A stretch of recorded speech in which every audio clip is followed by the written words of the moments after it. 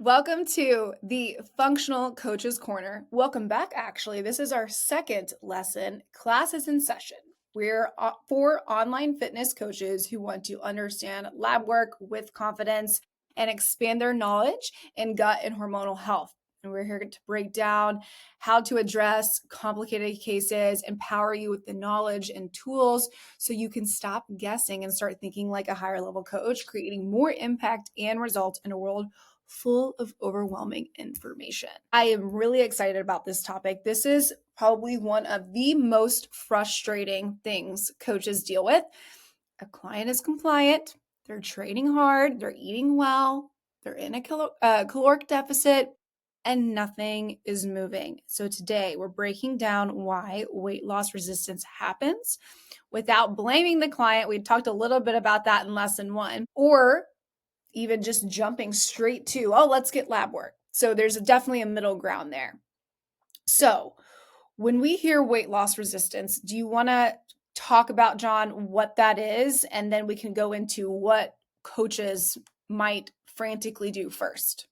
Yeah, so let's define weight loss resistance, right? Weight loss resistance is the scale does not change for, let's put a number on this, a month, 30 days. Okay, right? Good to know. Yes.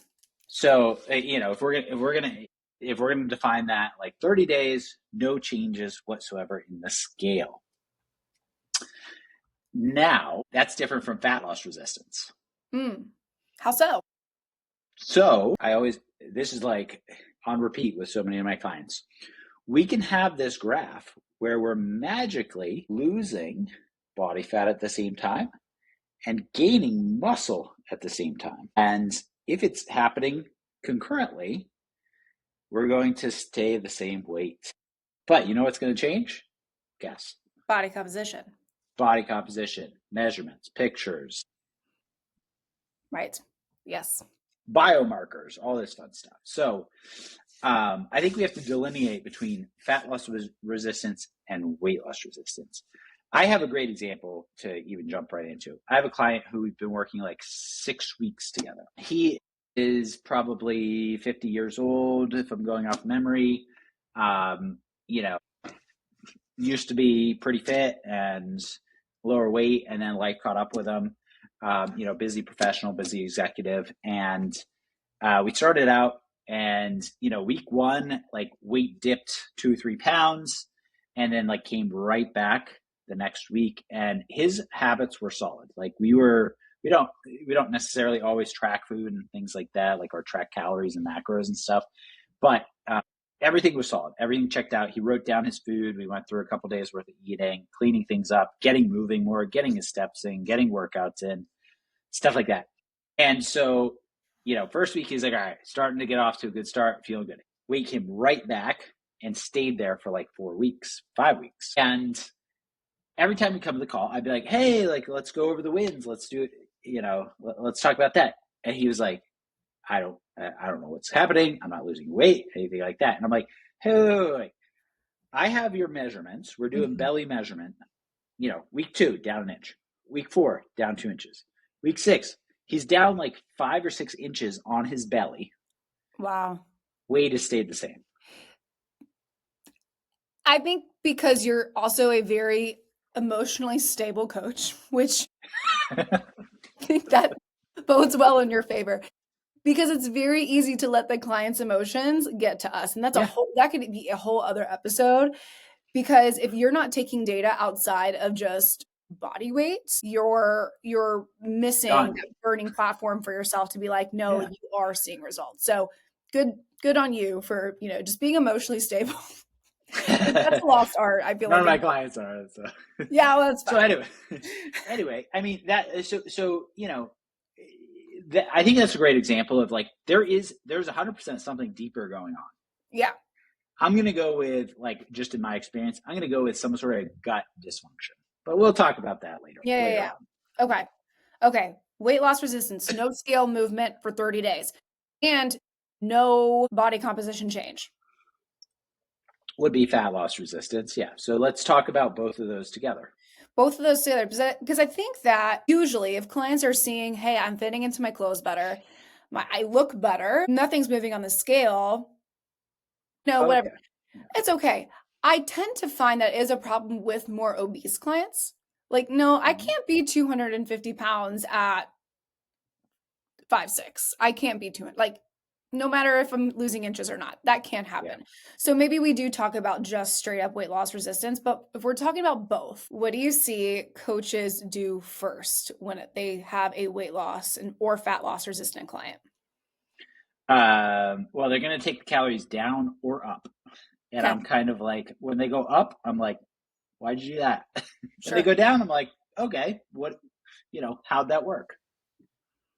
Yeah. I mean, if they're weight loss resistance and we're bringing their calories up, that doesn't make much sense. I also feel like most people don't need a true reverse diet. I think that they need a little bit more consistency and adherence. Yep, That's again a lesson for another day. yep. So they're manipulating their calories. Okay. What else do you see them do? Add in another workout day, increase cardio, Oh, yeah. more output. We reduce or increase intake, increase output.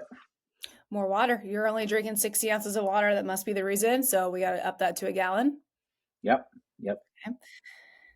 I've I, seen I results. I've seen protocols of take a pre workout. yep. Or So, a supplement, fat burner. yep, fat burner. Okay, so we see coaches do these things, and then if they don't work, Yeah, then the coach is like, you're not tracking everything. yeah. Yeah, and I've also seen extreme protocols like autoimmune paleo diet, which again has its place. There's another popular one out there. Hopefully, it's not copyrighted. The flush protocol, doing flushes, Mm, stuff like that. Like just real low protein, real high carbs. yeah. I and then next up. So if we try those and that doesn't work, it's you got and this might even be before those. Like you got to be lying. Yeah, right, right. Now, what are the bit like? Let's take a step back. What are the biggest drivers in weight loss resistance? That I've seen Yeah, that you've seen. biggest drivers in weight loss resistance, as in 30 days, not moving, pretty good adherence. So you would expect to see it move. Body composition changes or not body composition changes? Let's go. No body composition changes either. No body composition changes. So when I do typically see that, I would say that there is usually an adherence key. Okay. Is one, maybe not like huge populations, but I do definitely see adherence. I do see a miscalculation of macros for output. Okay. Clients are doing CrossFit classes Mm. 4 or 5 days a week, Okay. So high intensity training that just might not be a good fit for them. or not real high intensity training. High intensity training, but not really high intensity training. Got it. Yes. They're working hard and they're sweating, but they're not putting in the effort. Yeah, and like they're not getting the intended stimulus. Hmm. I mean, I did CrossFit for years. Like we're talking about some workouts you could go in and only be moving for 5-6 minutes. Yeah. And if you are not puking at the end of that workout, that is not enough working out Mm. to warrant anything more than a sedentary calculation. Okay. So we're still in the calories in, calories out space. Next, we're getting to things like I would say gut dysfunction is a huge one. I really want to go into like labs and like insulin resistance and stuff, but it's gut, it's digestive. Even if you don't have symptoms, digestive dysfunction, That's huge. okay. Even if you don't have symptoms, because my client says that they go to the bathroom every single day, no issues there. They're not bloated. So how could it be gut issues? How could gut issues lead to no changes in weight or body composition? You could have an overgrowth of something like H. pylori, SIBO, a pathogenic bacteria, a parasite, something like that. So when you have one of those infections, think about, so like, let's take a step back. If I were to get a cut, I'm slicing some carrots, I cut open my hand, God hopefully that never happens, knock on wood. And I don't go to the hospital. I just put some gauze on it. And after a couple of days, it starts to get red and swollen and inflamed and leaky. And my hand will be this big. That is infected. And it could lead to really bad time. Guess how much more this hand is going to weigh than this hand? Probably like 3 times, because it's full of inflammation and water and white blood cells and things like that. So if you have an infection like H. pylori, SIBO, parasite, overgrowth, it's just like your cut up hand. It means that there's going to be extra water and fluid and inflammation and things like that. And so when you have systemic inflammation, that carries a lot of weight. And so if you see clients who are like, man, they put in the effort, they eat well, all of those things, they just kind of look inflamed. Like they don't have lean cuts in their muscles, even if they have big muscles. We can all recall a few clients like that right now. Absolutely. So no matter what you're going to do, like even if you just start like cutting calories like to like nothing, you're absolutely going to shed muscle and fat and weight, but like this inflammation might even get worse. Right. So I really wanted to say like go in order and say like, oh, it's something on the blood work, and then it's something like hormonally, and it's thyroid and all this, and then sometimes we get to gut. But like I see this so often that they have an infection. Next, gut issue is they'll have a food sensitivity. Okay. Gluten, corn, soy, dairy, yeast. I think I hit all the big ones. Any of those, or all of them, if somebody's eating that or something that's contained in it, and they do have something like leaky gut or a compromised gut lining, that is going to be like nails on a chalkboard and rip apart your lining and cause inflammation, inflammatory particles, things to leak into your bloodstream. You get food, you get bacteria, you get stuff like that leaking into your bloodstream, leaky gut for those who or intestinal permeability, if you want to use the right terminology. You get these things into the bloodstream, your body mounts an immune response on them, and it's going to retain weight. Yes. Bars. Lived it. Might even look like fat. Yeah. Yeah. It's crazy. We'll get into GI maps and, functional testing in our later lessons. But when you understand how to look further into the gut and into what can be causing those things, the client just feels like such a relief mentally, emotionally, physically from saying, okay, I really need to take my gut health seriously. Truly, John, I don't know where there's a world where somebody's not taking care of their gut health and doesn't feel and look better. Yeah. In some regard. I mean, I had a call yesterday with a client who did stage competitions, and he was like, I got down to like, as super lean as possible, like 5% body fat, and I still had a little belly pooch. Yes, that is very common with women too. I mean, it's and I've seen the Instagram posts that's like this is normal and stuff like. I mean, if it's actually like a woman's uterus, like outlines, okay, maybe that's normal. But like that pooch that like looks like fat or inflammation is quite possibly an overgrowth of bad bacteria. Right. Yeah. So gut health is number one. So calories in, calories out could not be correct. Miscalculation. Then we have gut health.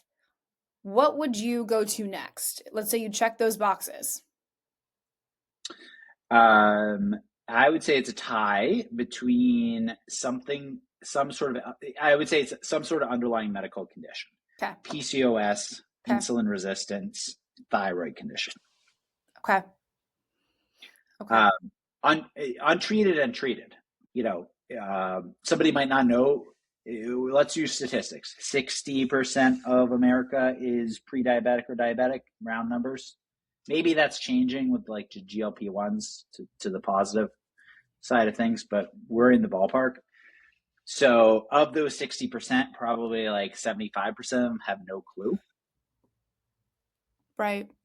If somebody is diabetic or pre-diabetic, most likely they have insulin resistance. Insulin resistance physiologically is going to change how the body processes carbohydrates and could make somebody a little bit more weight loss resistant. Where does stress show up in all of that? I think that's it's thrown around a lot. Oh, you're Ooh. stressed. That's why you're not losing weight. You're stressed. We need to do some stress management. Oh, you're stressed. You're holding on to body fat. I find that is a fail-safe thing for coaches to say, whether It's they're overused. it is overused, right? Like we need a good we like people have stress. People Yeah. have got kids, they've got responsibilities. We also need stress. Yep. We don't want to be on the other side of no stress. So it's overused, but for real, where could that show up in weight loss resistance? Funny aside, somebody asked me yesterday, I was like, what's the cause of their, a coach was like, I asked what do they think the cause of their inflammation was? And they said stress. And I was like, stress isn't high cortisol. They said, yeah. I was like, fun fact, cortisol is an anti-inflammatory. Not saying it can't cause inflammation. Chronic stress leads to inflammation, can lead to gut issues, things like that. But let's just be careful how we're talking about this stuff. So, stress, first of all, liberates glucose from your liver, dumps it into the bloodstream, and skyrockets your glucose. So that's what cortisol does. It also, constricts your pupils, increases your blood pressure, increases your heart rate, get you ready to run away from a tiger chasing you. And not too many tigers chasing us, so we don't use it. So guess what? That high blood sugar has to go somewhere. Body says, crap, let's get it into cells. Forces into cells. Those cells, over time, chronic high stress can become insulin resistant. Back to my last point. Cortisol and weight loss resistance, first of all, like if you're high stress, like most likely, from that physiological response, you're going to then crave more sugar because like your sugar is going to go up, it's going to come down, and your body says, I'm tired, give me some food. And you don't want to eat broccoli and what did I have for lunch? Broccoli and chicken and quinoa. You want to eat Reese's peanut butter cups. And so definitely just go for a more high palatable. So that's definitely one dynamic. Now, the uneducated coach online that I see all the time is going to say, that's why you can't lose weight because you're stressed and you only eat Reese's peanut butter cups. And I say, what about all my clients who don't eat Reese's peanut butter cups and are stressed and do have a tough time losing weight? Well, when we do see periods of stress, cortisol is released. Cortisol will retain water. I see this like clockwork, especially when clients go through quarter ends, end of month, crazy periods at work. I feel it. High intense training. Mm-hmm. They're going to go up 2 or 3 pounds on the scale. Mm-hmm. And guess what happens? All else equal, after they get through that period, that 2-3 pounds comes off. Magic. It's water weight. Magic. Yes. So that's definitely something going on there. So we've got could higher cravings, causing you to eat more, water retention, and could cause long-term insulin resistance. That's it. That's it. That's all I got. Yeah. And so when we're telling our clients, hey, stress is the reason why you're not losing weight, I find that if I was a client and I heard you just need to chill do out, more stress management and chill out, I would be like, well, why? I've never meditated a day in my life. Okay. But when you bring science and data to the conversation of saying, here's a few reasons exactly how stress can cause this, where is this showing up for you? You know what? I actually have been grabbing the sweets and I haven't been tracking them. Okay. Or yeah, like I didn't weigh myself yesterday because I was 4 pounds up. So I just didn't put that in my trainer eyes because that was an anomaly. Mm-hmm. So when you bring that data, then you're going to get more to the root cause. So I think we should do a whole lesson on just stress and stress management because I think that this is really good. But so we have stress, we have gut, we have thermodynamics, calculated wrong. What about sex hormones? So this is an interesting one. Many times I would say your stress hormone, your sex hormones are going to influence how your body weight and fat is distributed, as well as how easily or difficult it is to gain muscle. So, rules of thermodynamics still hold true, but let's use an example. If your testosterone is suboptimal, then you're going to have a tough time putting on muscle mass, which is going to impact how your body's basal metabolic rate operates, and could, going back to calories in, calories out, impact that and make you need less calories.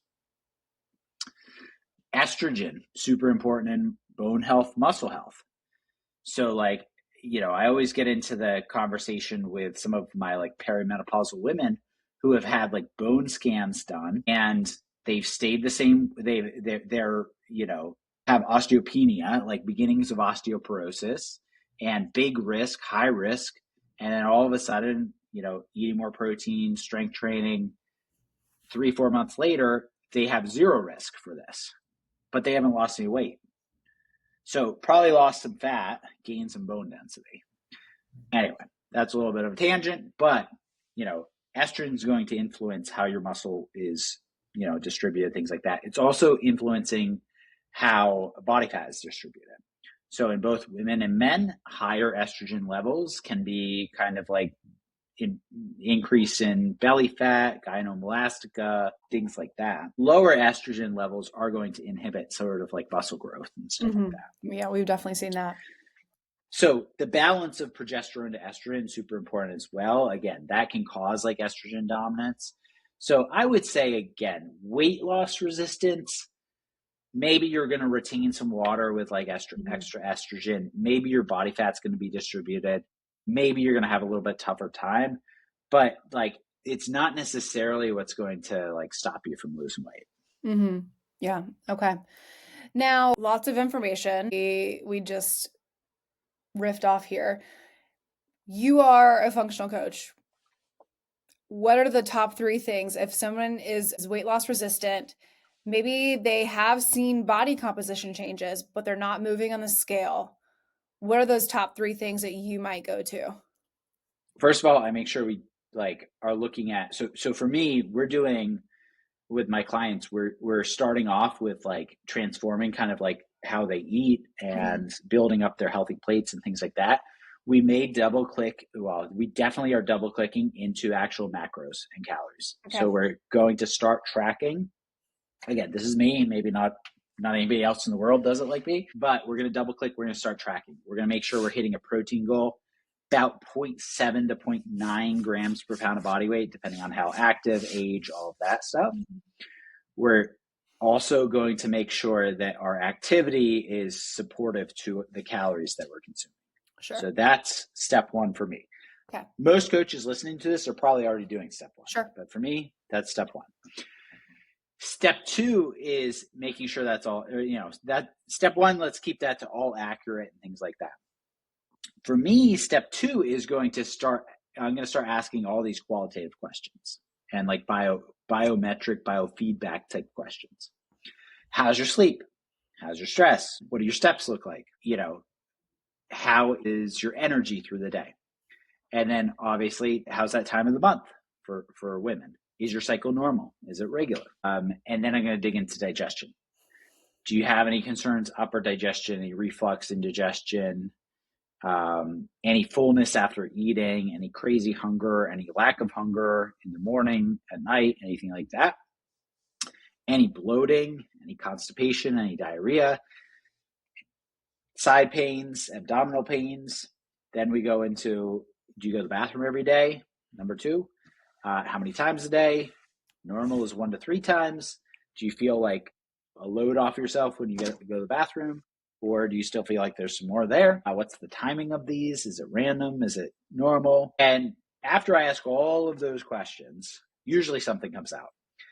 Then the next thing I'm going to do is, if all of that is crystal clear, we're going to do blood work. Okay. I just felt like you gave so many great questions that coaches listening to this can take away right now and start asking their clients even every week in their check-in forms. Just that. Yeah, if you're not asking those things, like those, I think those need to be asked, even if you don't have a weight loss resistant client. Right. I never want to ask a coach, hey, like, well, how's their digestion? I don't know.